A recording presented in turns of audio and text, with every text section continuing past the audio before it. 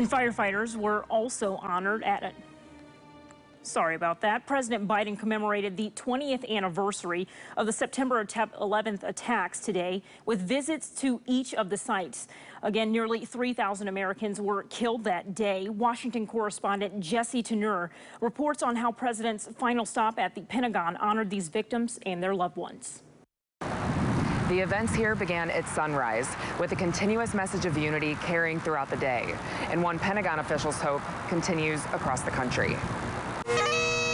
20 years ago began as a typical morning for Pentagon employees. But at 9:37 a.m. on September 11th, 2001, in seconds, scores of lives were lost. General Mark Milley, the chairman of the Joint Chiefs, remembered the 184 Americans killed in the Pentagon attack in the building and on Flight 77. Dr. Yenene Betrue. The innocent ranged in age from 3 to 71 years old. Petty Officer, 2nd Class, Chris Romero Bishundat.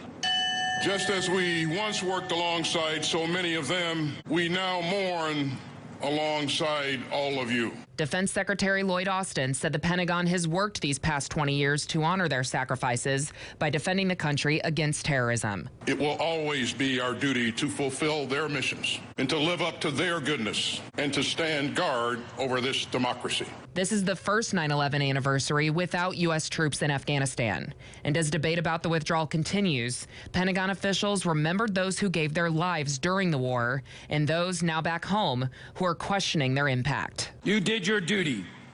Your service mattered. Your sacrifice was not in vain. The day's final commemoration at the Pentagon happened before sunset. The commander-in-chief, President Biden, laid a wreath after stops at the other two attack sites in New York City and Shanksville, Pennsylvania. And there is one more Washington-based ceremony. House and Senate leadership, both Democrats and Republicans, will meet together on the U.S. Capitol steps on Monday in remembrance of 9/11. At the Pentagon, I'm Jesse Tenor.